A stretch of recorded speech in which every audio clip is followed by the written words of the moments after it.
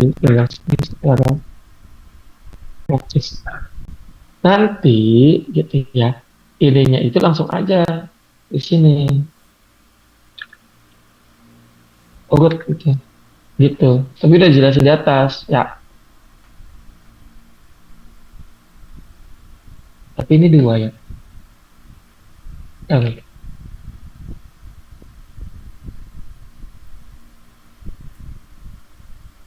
Boleh seperti ini, tapi penjelasannya ini tuh masih itu ya, masih teori tuh.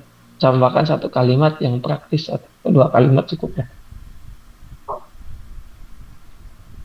Lebih ke kegunaan atau implementasi atau yang sudah dilakukan gitu. Yang menyinggung dia itu ada hubungan atau pengaruh yang positif. Ya, gitu ya Indah ya. Kayaknya ini sudah sih cukup kalau yang attention. Cuma nambahin kalimat ini. Ya, karena satu satu paragraf itu minimal dua kalimat, bukan satu kalimat ya. Satu paragraf itu minimal dua kalimat. Ini nih. Ya, dengan dua kalimat ya. Bahkan tiga kalimat. Bagusnya memang tiga kalimat ya. Ini kan bagus satu kalimat. Tambahkan gitu. Ya, seperti ini belum apa-apa. Ya. Relevansi, nah ini nanti tambahkan yang praktis-praktisnya saja. Karena ini kan masih teoritis ya. Ya memang literatur review, cuman ada praktis menurut orang lain gitu kan. Itu nggak apa-apa. Dan ini ya, ya.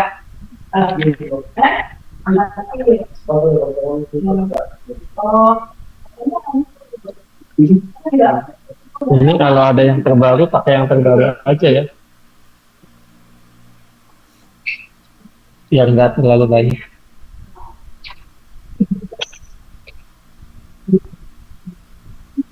Nah kalau ini kan bahasanya dua nih, berarti nanti strategi dan metode gitu kan. Nah itu adanya pengaruh yang signifikan antara strategi metode terhadap khususnya belajar. Jadi kalau awalnya online, yang tadi tuh harus konsisten ya. Nah ini harus ada, kalau semuanya ini harus ada kata ini. Harus konsisten. Kalau ini kan pembelajaran online, berarti harus ada pembelajaran online. Semuanya di semua hipotesis. Ya teorinya juga nanti dikaitkannya dengan pembelajaran online ya. Itu karena kita kan teorinya ini terhadap pembelajaran online. Jadi semua aspek yang dilihat literatur review ya di sini harusnya terkait dengan itu, pembelajaran online, attention terhadap pembelajaran online, relevansi terhadap pembelajaran online. Itu ya, confidence terhadap pembelajaran online. Itu berarti teorinya setiap membuat paragraf ya dikaitkan dengan itu. Hipotesisnya juga dikaitkan dengan itu.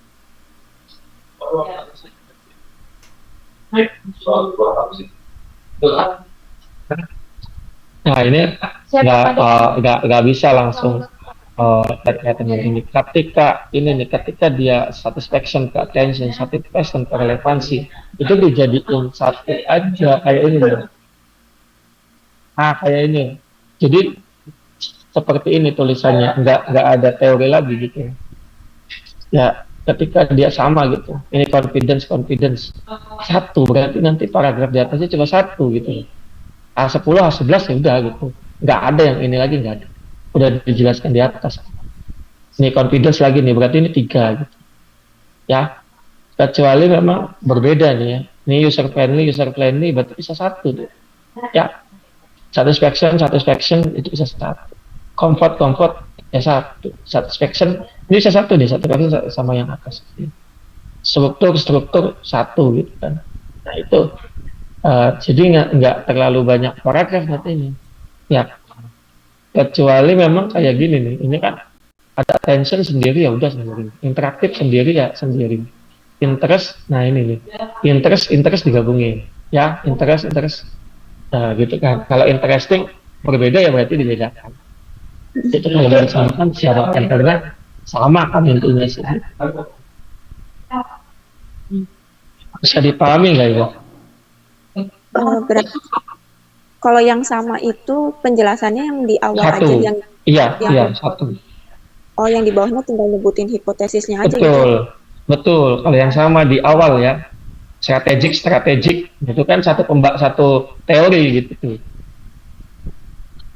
Ya, cuman satu teorinya kaitkan gitu kan. Strategik terhadap metode, strategik metode terhadap sukses gitu. Itu jelasin di situ, harus jelas gitu kan. Ada di sininya nih. Terkait ini ada, terkait ini ada. Satu paragraf ya, maksimal 5 kalimat dan banyak-banyak, maksimal 5 kalimat. Ya, kalau mau membahas tuh, kalau ini interest terhadap motivasi terhadap pelatihan interest satisfaction of completion juga di interest terhadap motivation juga dibahas kalau mau digabungin langsung. 4, 3, 4, 5, satu penjelasan. Itu yang saya harapkan sih. Jadi bukan satu teori satu hipotesis, satu teori satu hipotesis. Gitu. Kan kayak kemarin kan dia satu teori bisa beberapa hipotesis kan. Memang kalau dia beda ya berarti teorinya berbeda gitu. Ya. Ya, tapi ya satu paragraf itu minimal dua kalimat. Ya, yang berisi terkait dengan teori dengan praktis, teori praktis. Gitu. Praktisnya dari mana? Dari penelitian terdahulu itu boleh.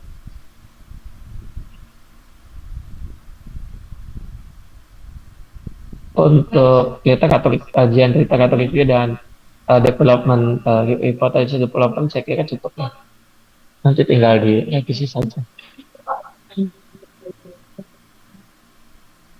Terus lanjut ke discussion ya ini ya. Iya Pak. Bapak kalau misalnya Nah, masukin lampiran jurnalnya nanti di akhir boleh nggak Pak? Soalnya kan masih ada beberapa yang perlu direvisi ya Pak. Takutnya ada kelewat jurnal yang Indah masukin tuh Pak. kalau referensi nanti aja kalau sudah selesai. Iya, yang lampiran jurnal itu Pak, Yang ini. iya. Iya, ini nanti kalau sudah selesai semua ini. Oh ya udah. Oke. Ya, apa-apa ya. Masih ada waktu karena ini belum selesai. Nanti nambah lagi, pusing Iya, kita. takutnya kayak gitu tuh Pak, ada yang kelewat itu. Iya, iya. Ya, nanti kan dicek dulu pakai Mendeley. Mendeley, saya ajarin Mendeley kalau ini udah selesai ya. Atau dianggap selesai gitu. Bukan selesai ya, dianggap selesai untuk nilai statistik gitu. Dianggap selesai dulu. Baru ketika udah keluar nilainya kita lanjut lagi gitu. Gitu. Jadi kita akan menganggap selesai ketika waktu UAS gitu aja dulu ya. Kita maksimalkan saja dulu. Eh, Soalnya ada tambahan biasanya 1 minggu setelah UAS. Nanti saya konfirmasi ya. Baik Pak. Ini nanti penjelasan yang ada discussion ini dijelaskan itu adalah terkait tentang validitas dengan hubungan antara setiap variabel konstruk dan setiap hubungan antara indikator. Jadi, otomatis yang dijelaskan itu boleh dari literatur review. Ya, kajian teori yang di atas dijelaskan hasilnya di discussion. Ya, yang jelas ada bunyinya bahwasanya dia itu pengaruh karena apa, faktornya apa saja. Gitu ya. 24 hipotesis itu harus terangkum dengan jelas di discussion of data. Discussion of data itu kita nggak perlu ada sebab nggak apa-apa. Tapi kalau ada sebab boleh. Gitu ya. Sebabnya itu kalau mau ada sebab berarti validitas, terus terkait dengan tadi ya sesuai dengan yang di atas ini validitas, terus terkait tentang apa tapi bisa banyak sebenarnya. Jadi kita nggak perlu disebab dulu aja ya, kita nggak usah disebab dulu, kita akan buat secara paragraf dulu saja. Yang pertama yang harus dijelaskan adalah hasil ya, hasil di discussion. Hasil penelitian ini diperoleh validitas dan reliabilitas yang baik, gitu kan, dibuktikan dengan HTMP yang sudah baik ya, CR yang baik, AP yang baik gitu ya, gitu. Itu dijelaskan buktinya. Terus kemudian arti AP itu apa? Karena validitas ini baik dengan melihat dari AP karena apa? AP kan punya teori sendiri ya. AP itu melihat apa, CR itu melihat apa, ini melihat apa, gitu. Ya, kalau yang di atas kan belum saya semua perdalam ya. Nah, inti dengan yang di atas tapi dielaborasikan hasilnya. AV itu untuk mengukur apa kayak fit gitu ya. Tidak ada terjadi multikolinearitas itu artinya apa gitu. Tapi kalau dikasih kan tidak terjadi multikolinearitas sudah gitu ya. Kayak ini reliable karena apa gitu. Tuhan gas alpha mengukur untuk apa, composite reliability untuk apa terhadap instrumen itu. Itu dijelaskan dalam hasil. Jadi paragraf pertama itu menjelaskan convergent validity, ya. Paragraf pertama di dalam discussion itu ya. Kalau secara Elsevier itu satu paragraf paling berapa kalimat ya. Tapi kalau saya nggak terlalu begitu sih ya. Kita boleh satu paragraf bisa nyampe 5 kalimat sampai 7 kalimat itu boleh. Tapi kalau bahasanya Elsevier, Taylor itu satu kalimat maksimal 4, satu paragraf maksimal 4 kalimat. Sulit sih. Tapi ya nggak apa-apa ya. Kita coba dulu untuk membuat discussion. Kisi-kisinya itu adalah tadi gitu ya, untuk menjelaskan setiap discussion itu seperti itu. Itu paragraf pertama. Paragraf yang kedua, ya, paragraf yang kedua itu jelaskan secara signifikansi pengaruh model. Tadi ya, yang gambarnya itu yang di atas sebelum indikator ya. Aspek model itu jelasin seberapa pengaruhnya, efeknya bagaimana yang F kuadrat gitu ya. Terus R kuadrat seberapa besar pengaruhnya, karena apa pengaruhnya, faktor lain tidak berpengaruh karena apa, sampai Q kuadratnya itu bagaimana gitu ya, itu jelas ya. Paragraf yang kedua itu bisa menjadi dua paragraf. Yang pertama jelasin secara signifikansi ke sini motivasi gitu ya, itu. Terus yang kedua adalah terkait dengan F kuadrat, R kuadrat sama Q kuadrat. Berarti ada 3 paragraf ya. Dari awal validitas, terus kemudian terkait tentang model ini ya kan, terkait tentang ini, terkait dengan ini sudah ya. Baru paragraf yang keempat terkait dengan ini ya, jelasin sama persis gitu ya dengan tadi yang saya jelaskan terkait dengan ini. Terus yang keduanya terkait dengan ini sudah. Itu berarti kurang lebih ada 5 paragraf. Dua ini, dua atas ini ya, satu paragraf terkait dengan validitas dan reliabilitas. Cukup sih. 5 paragraf dulu ya. 5 paragraf dulu terkait dengan itu. Rujukannya harus jelas, supporting sistemnya harus jelas.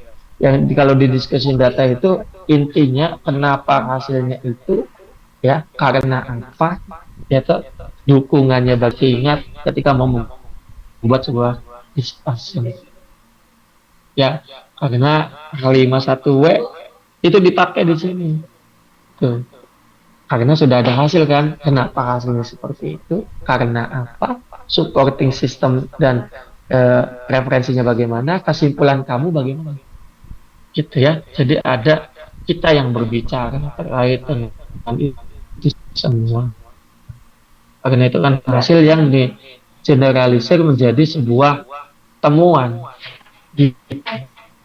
itu ada di dalam diskusi begitu kan. Tapi di sini terdapat 5 paragraf.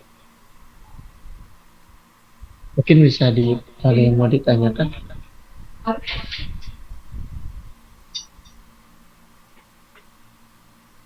Berarti kalau yang di discussion itu nanti masukin kayak literatur review lagi kayak gitu, Pak? Ya masukin ya kayak latar belakang kayak gitu. Ini menurut. Tapi kan bahasnya kalau latar belakang ini apa namanya, persoalan ya kan. Kalau di bab literatur review teori dan praktis gitu kan. Kalau di bab discussion itu hasil orang lain dituliskan. Misalkan hasilnya signifikansi antara attention terhadap motivasi. Oh, kata dia juga sama, attention itu berpengaruh terhadap motivasi. Karena ini kata si A gitu kan. Kata kita seperti ini, ya kan? Nah, itu nanti kita simpulkan, oh jadinya seperti itu. Ya gitu kalau di discussion. Hasil penelitian orang lain dimasukkan ke kita untuk menunjang hasil yang sudah kita lakukan. Bab 1 menjelaskan hasil persoalan gitu kan. Bab 2 menjelaskan teori dan praktis gitu kan. Kalau discussion berbicara terkait dengan hasil penelitian. Itu beda semua ya, karena dia beda aspek yang perlu dibahas. Biar nanti conclusion itu bukan kesimpulan dari discussion, bukan, ya kan? Bukan. Nanti kita bahas. Yang harus ada dalam conclusion itu apa, sama rekomendasi ke depannya itu seperti apa. Bukan kesimpulan dari discussion, bukan. Ya, bukan kesimpulan dari method juga, bukan kesimpulan uh, dari literatur review juga, bukan kesimpulan dari latar belakang. Conclusion adalah menyimpulkan ya, menyimpulkan yang mengeneralisir dari suatu hasil, sehingga kita tidak, bahasanya itu tidak sama dengan apa yang sudah dituliskan di latar belakang dan yang lain. Itu baru nanti kita ungkapkan temuannya, ungkapkan kekurangannya, rekomendasi ke depan bagaimana. Kekurangan itu maksudnya limitation. Conclusion itu harus ada limitation. Limitation dalam karya ilmiah itu namanya keterbatasan. Gitu ya. Ketika limitation itu sudah disebutkan, rekomendasi peneliti selanjutnya sudah gampang diungkapkan. Misalkan kesimpulannya itu bahwa motivasi terhadap pembelajaran online selama ini emang sudah baik, gitu kan. Dilihat dari aspek ini uh, sudah baik karena ini, aspek ini terlihat baik karena ini gitu kan. Itu dijelaskan terlebih dahulu, tetapi namun untuk fokusnya memang tidak terlalu banyak gitu ya, kita membahas terkait dengan aspek ini, belum ada ini kekurangannya di sini, baru nanti penelitian ke depan harus ada ini, harus ini, harus ini, gitu. 3 hal yang perlu ada di sini ya. Kesimpulan dari awal, limitation yang tadi disimpulkan, rekomendasi ke depan untuk penelitian selanjutnya itu untuk menyimpulkan. Tapi ini belum bisa disimpulkan kalau discussion-nya belum fix dan resultnya belum fix, gitu ya. Hipotesisnya belum bagus, terus latar belakang belum bagus. Karena kan conclusion harus terkait dengan tujuan awal, gitu, dengan hipotesis yang sudah dikembangkan. Begitupun dengan hasil dan diskusi itu nanti merujuk sebuah generalisir, sebuah kesimpulan. Nanti baru ketemu sebuah limitation, gitu ya. Latar belakang juga belum saya jelaskan terkait dengan urgensinya, signifikansinya, novelty-nya. Itu belum saya jelaskan kan. Terus struktur yang baik yang bagaimana, segitiga ke bawah gitu kan. Nah, itu kan segitiga ke bawah nanti untuk menjelaskan sebuah latar. Yang saya sudah jelaskan ini baru dasarnya saja, yang fondasinya saja. Nanti untuk dikembangkan, yang penting dasar fondasinya sudah ada. Makanya jurnal ini bisa diperbaiki setelah UAS. Ketika mau, ini kan hanya sifatnya administratif berarti ya, administratif terkait dengan jurnal gitu ya. Untuk substantif terkait dengan kebaharuan yang lebih lanjut untuk menghiasi. Kalau rumah itu baru jadi rumah gitu kan. Belum, udah ditembok gitu kan, jadi apa gitu kan. Nah, tapi kita belum ngasih cat gitu ya, hiasan gitu kan, belum ngisi kulkas, belum ngisi apapun, belum. Nah, itu yang perlu dipikirkan tuh di sini, karena dasarnya sudah ada, fondasinya, rumahnya udah ada nih, rumahnya udah ada, tinggal kita menghiasi rumah itu bagaimana, secantik mungkin, sebisa mungkin terlihat ya bagus. Nah, itu yang perlu ada di dalam sebuah peneliti gitu ya, bukan hanya sekedar jadi, tapi dia untuk membagusi si riset itu bagaimana ya, selain dari keilmuan gitu kan. Walaupun memang belum di ini ya, tata letaknya kan belum kita atur gitu kan, tata letak rumahnya itu kita belum atur, mana yang sebagai urgensi, mana sebagai ini. Tapi saya sudah jelaskan latar belakang itu mencakup ada 4 gitu ya. Literatur tadi harus mencakup dengan ini, teori dan praktis, metode tercakup dengan ini, discussion tercakup dengan ini, konklusi. Itu tuh kita sedang ini membuat sebuah rumah, tadi pondasinya, terus batanya, terus atapnya, terus jendelanya, terus pintunya, udah tuh, udah semua, tinggal kita menghiasi, catnya yang mana, pernak-perniknya yang mana, terus meja, kulkasnya mereknya apa gitu ya, TV-nya mereknya apa, itu nanti dipercantik seperti itu ya. Jadi belajarnya sekaligus aja ya, biar sekalian bisa. Nanti ketika membuat ini lagi gampang. Gitu ya. Jadi nanti sudah bisa.